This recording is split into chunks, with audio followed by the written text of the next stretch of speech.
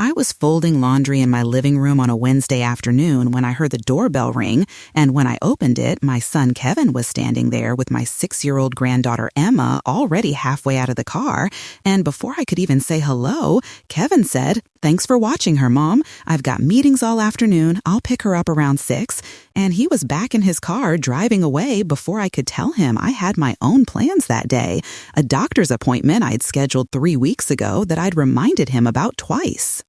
I stood there on my porch watching his car disappear down Magnolia Street while Emma tugged at my hand asking for snacks, and I realized this was the 4th time in 2 weeks Kevin had dropped Emma off without actually asking if I was available, just assuming I had nothing better to do than provide free childcare whenever he needed it. I loved my granddaughter desperately, but I was 72 years old with my own life, my own appointments, my own need for rest, and Kevin had started treating me less like his mother and more like an unpaid daycare service that existed solely for his convenience. What I didn't know yet, what I wouldn't discover until I overheard a conversation at the grocery store 2 weeks later, was that Kevin and his wife Jessica had been telling their friends and family that I was lonely and desperate for company and that they were doing me a favor by letting me babysit Emma, when the truth was they'd been systematically exploiting my love for my granddaughter to avoid paying for childcare while presenting themselves as charitable children caring for a sad, isolated old woman. My name is Ann Williams, and I'm 72 years old. I live alone in Charleston, South Carolina, where I raised my 2 sons after my husband Thomas died when they were teenagers. My son Kevin is 41 years old, married to Jessica, and they have one daughter, Emma, who is 6. They live about 15 minutes away from me, close enough to visit regularly, but far enough that every visit requires intentional planning. Or at least it should require planning. For the past 6 months, Kevin and Jessica had been dropping Emma off with increasing frequency and decreasing notice. Sometimes Kevin would call 30 minutes before arriving. Sometimes, like today, he'd just show up and assume I was available. At first, I'd been thrilled. I loved spending time with Emma. She was creative, funny, affectionate, everything a grandmother could want in a grandchild. But the visits had become exhausting. Emma would arrive at 9 in the morning and not be picked up until 7 or 8 at night. Sometimes Kevin would text saying he was running late and wouldn't arrive until after Emma's bedtime, meaning I'd have to feed her dinner, give her a bath, put her to bed, and then stay up waiting for Kevin to finally arrive.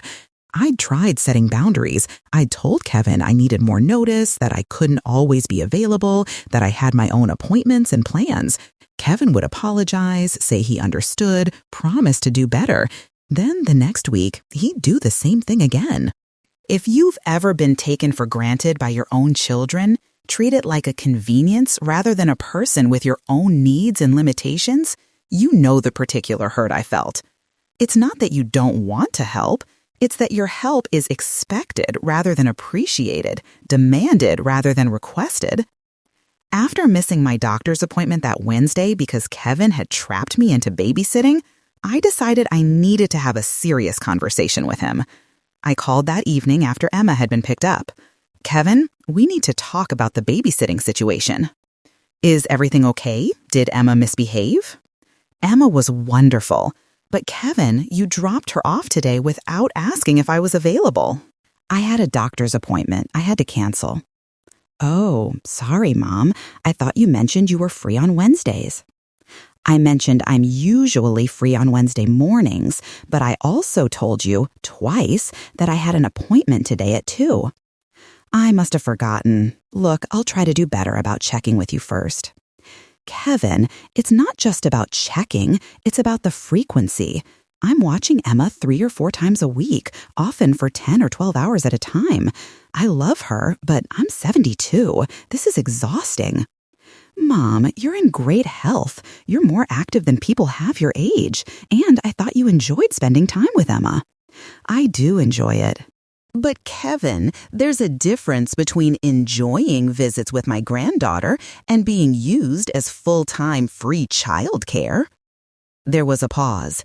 When Kevin spoke again, his voice had an edge. "Used? Mom, we're family. Families help each other. I thought you'd want to spend time with your granddaughter. I do want to spend time with her, but on a schedule that works for both of us, not just for your convenience. Fine, I'll find other arrangements. He hung up before I could respond. I sat holding the phone, feeling guilty. Had I been too harsh? Was I being selfish? But no, I had a right to my own time, to my own life. Being a grandmother didn't mean surrendering all boundaries. For the next week, Kevin didn't call. No drop-offs, no texts, no communication at all. I missed Emma terribly, but I also felt relieved to have my schedule back. Then, on a Tuesday morning, I was at the grocery store when I overheard a conversation that made my blood run cold. I was in the cereal aisle when I heard Jessica's voice in the next aisle over, talking to someone.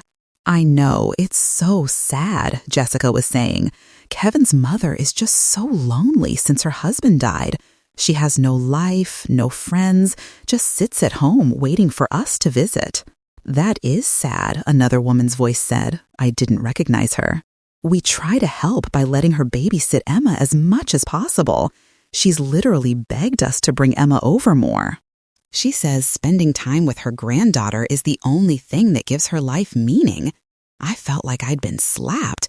I had friends. I had a full social calendar, church activities, book club, volunteering at the senior center. I'd never begged to babysit Emma.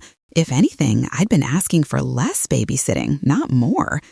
That's really kind of you, the other woman said. Not everyone would be so generous with a lonely parent. Well, we feel like it's the least we can do. I mean, yes, it saves us money on childcare, but really, we're doing it for her. She needs this. How often does she watch Emma?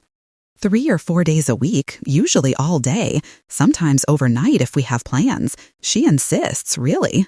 Says she has nothing else to do. I stood frozen in the cereal aisle, gripping my shopping cart as Jessica continued painting me as a pathetic, desperate old woman who needed their charity. None of it was true. I hadn't begged for anything. I hadn't insisted on babysitting. I'd been taken advantage of, and now Jessica was rewriting the story to make them look like generous, dutiful children.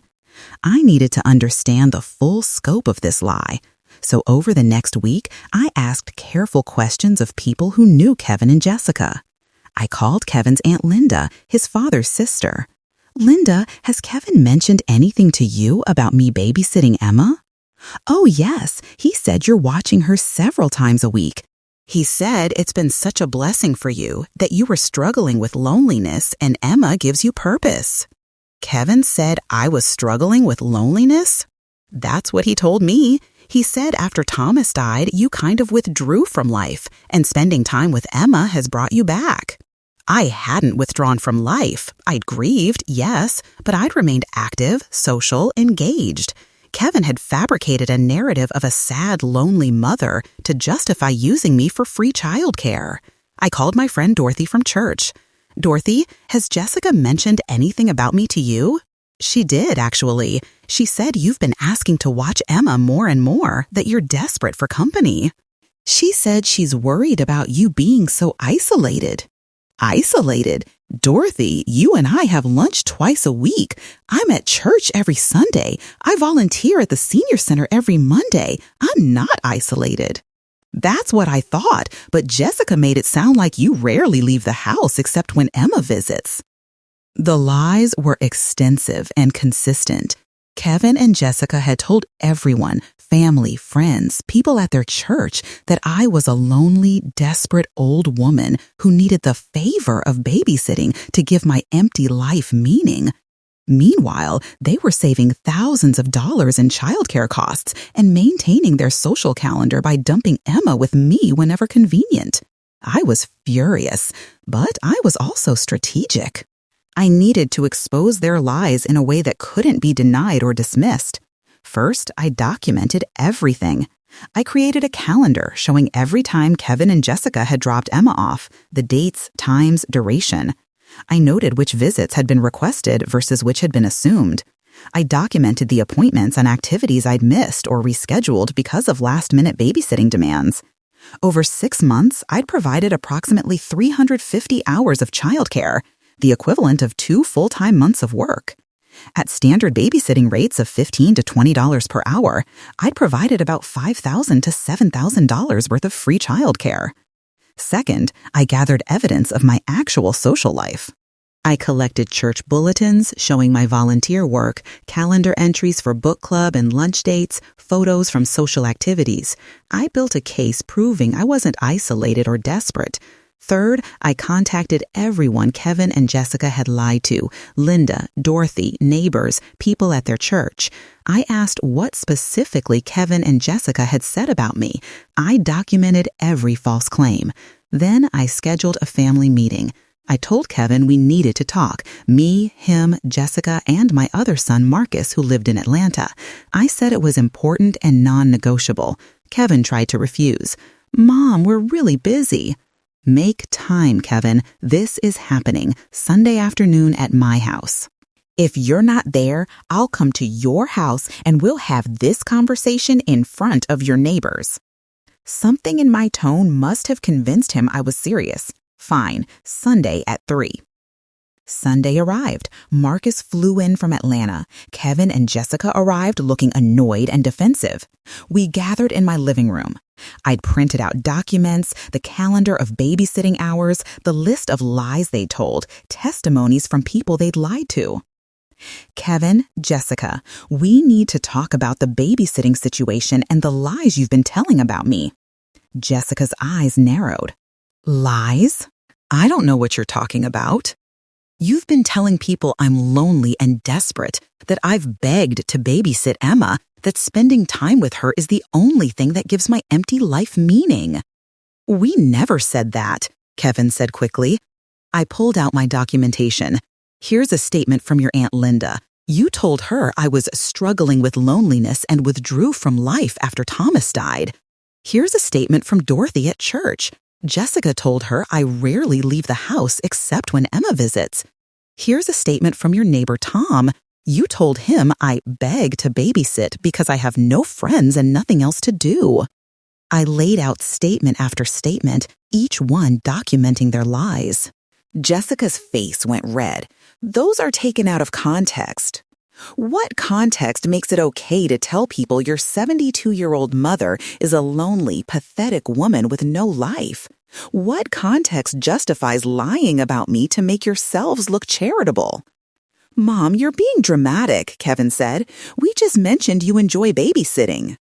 "No, you told elaborate lies to cover up the fact that you've been using me for free full-time childcare.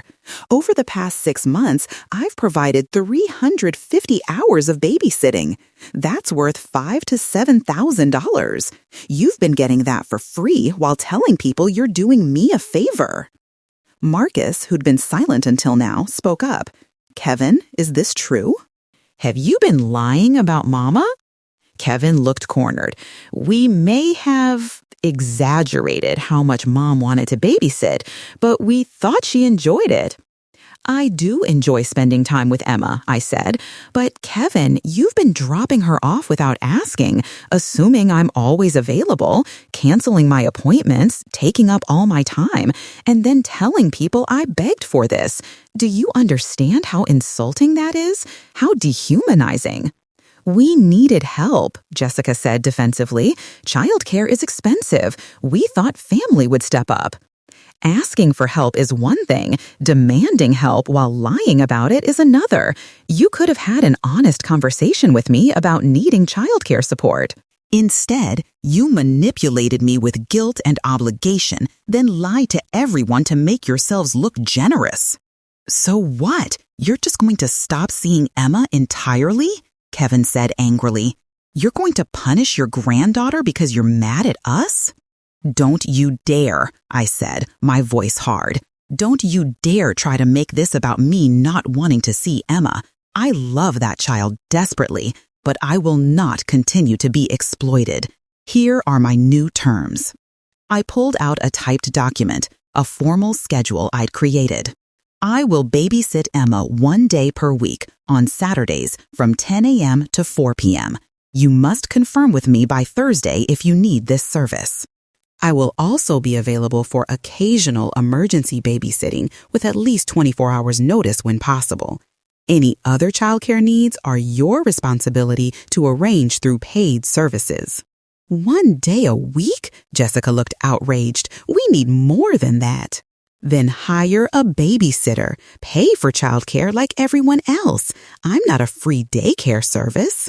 Mom, that's not reasonable, Kevin started. What's not reasonable is you treating me like an employee you don't have to pay or respect.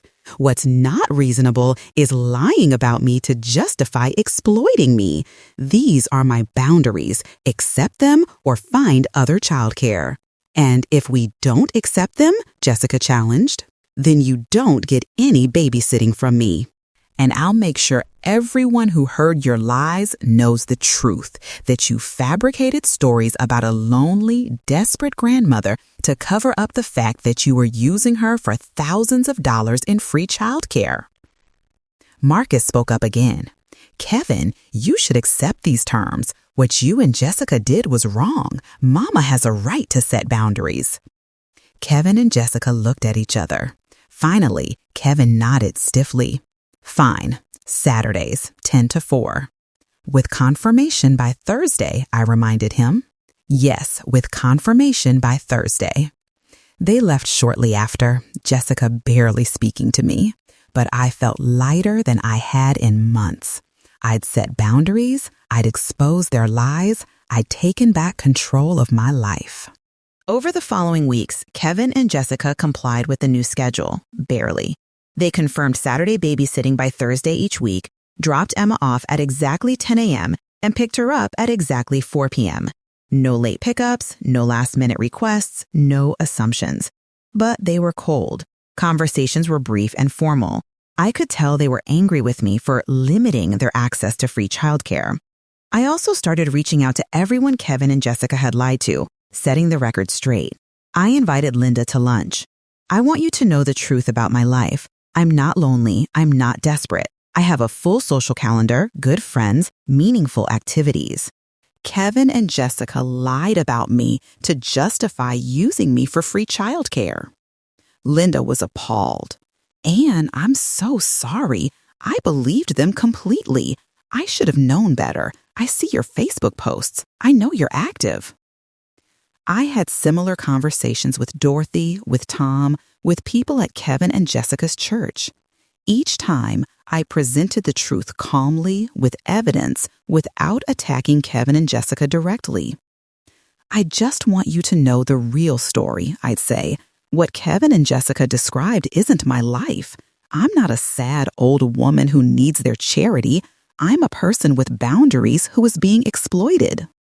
Word spread. People who'd believed Kevin and Jessica's lies now understood the truth. And Kevin and Jessica's reputation for being such caring children began to shift. About 2 months after I'd set the new boundaries, I was at church when Jessica's friend Monica approached me. Mrs. Williams, I owe you an apology. Jessica told me you were desperate for company and that they were helping you out by letting you babysit. I believed her, but I've been hearing a different story from others, and I realize now that Jessica lied. Thank you for saying so. I feel terrible. I even told Jessica she was such a good daughter-in-law for being so patient with your neediness. Now I know it was the other way around. You were being patient with their exploitation. These conversations were happening more and more. Kevin and Jessica's social circle was learning the truth, and they weren't happy about being lied to. About 3 months after the confrontation, Kevin called me. His voice was subdued. Mom, can we talk? Of course. I owe you an apology, a real one. What Jessica and I did, using you for childcare and then lying about it, that was wrong. Yes, it was. I've been doing a lot of thinking about how we treated you, about the lies we told, and I'm ashamed. What changed your mind? People have been asking us about it. Friends, people at church, even Aunt Linda. They're not believing our story anymore. They want to know why we lied about you. And having to answer those questions made me realize how indefensible our behavior was. So you're apologizing because you got caught, not because you understand what you did wrong. There was a long pause. At first, maybe. But Mom, I've really been thinking about it, about how we treated you like a free service instead of a person, about how we took advantage of your love for Emma, about how we made you feel like you had no choice. That was wrong, genuinely wrong, and I'm sorry. What about Jessica? Jessica is struggling with this. She still thinks we were just asking family for help and that you overreacted.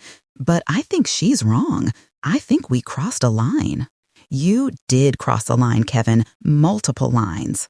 You exploited me, lied about me, and then tried to make me feel guilty for setting boundaries. I know, and I want to make it right. Is there any way we can rebuild our relationship? Maybe, but Kevin, it's going to take time. You damaged my trust. You showed me that you saw me as a resource to exploit rather than a person to respect. That doesn't just heal because you apologize once. I understand. What can I do? Keep respecting my boundaries. Stop telling lies about me. And understand that our relationship is going to be different now. I love you and I love Emma, but I won't go back to being taken for granted. Okay, I'll do better. I promise. Over the next year, Kevin did do better. He respected the Saturday babysitting schedule without complaint. He stopped asking for extra days. When he needed childcare for special occasions, he asked respectfully and accepted if I said no. Jessica remained distant. She complied with the boundaries, but made it clear she thought I was being difficult. Our relationship never fully recovered, but Emma and I maintained a close bond. Every Saturday, we'd spend 6 hours together, baking, doing art projects, reading stories, going to the park. Time that was meaningful because it was freely given, not extracted under false pretenses. One Saturday, about 18 months after I'd set the boundaries, Emma and I were making cookies when she said, "Grandma, do you like when I come visit?" "Of course, sweetheart. I love our Saturdays together." "Mommy said you used to want me to visit more, but now you don't want to see me as much." I felt anger flare, but kept my voice calm. "Emma, that's not true. I love seeing you, but grown-ups need time for other things too. Doctor appointments, time with friends, rest. Our Saturdays are special because we both choose to spend them together." "So you do want to see me?" "Always, sweetheart, always." She hugged me tight, and I held her, grateful for this relationship that I'd fought to protect. Now, if you're listening to this story, if your adult children have been treating you like free labor instead of a person, if they've been exploiting your love while telling lies to justify it, I need you to hear this. Family love should never be exploited. Respecting elders means valuing them as people, not as free labor. Boundaries are not selfish. They are necessary for dignity. You have the right to say no. You have the right to set limits. You have the right to have your own life, your own schedule, your own needs. Here's what you should do if you find yourself in a similar situation. First, recognize the exploitation. If you're providing regular childcare or other services that others would pay for, and you're doing it out of guilt or obligation rather than genuine choice, that's exploitation. Second, document what's actually happening. Keep track of hours, last-minute requests, canceled plans. You need to see the pattern clearly.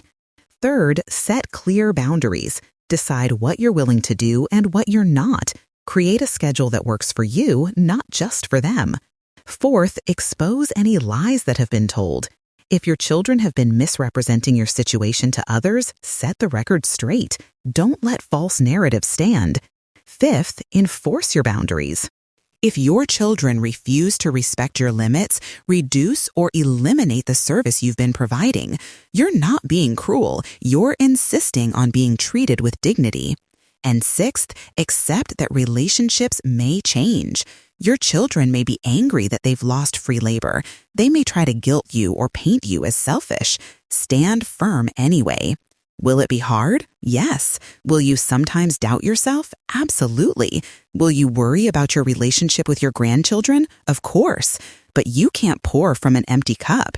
You can't maintain meaningful relationships with grandchildren if you're being exploited by their parents. Boundaries protect everyone, including the children. I set boundaries with Kevin and Jessica. I exposed their lies. I insisted on being treated with dignity. Was it hard? Yes. Did it damage my relationship with Jessica? Yes. Did Kevin initially resist? Absolutely. But I got my life back. I got meaningful time with Emma instead of exhausting obligations. And I taught everyone in my family that love doesn't mean unlimited availability. Somewhere in Charleston, there's a 72-year-old grandmother who was being used for thousands of dollars in free childcare while being portrayed as desperate and lonely. Who documented the exploitation, confronted the lies, and set boundaries that restored her dignity? Who now has quality time with her granddaughter on her own terms? You can do the same. Don't accept being used. Don't let guilt override your boundaries. Don't believe lies about yourself just because your children tell them. Set limits. Expose falsehoods. Demand respect. Your time matters. Your needs matter. Your dignity matters. You're not a free service. You're a person who deserves to be valued. Stand up. Set boundaries. Reclaim your life. And let your children learn that love comes with respect, or it doesn't come at all.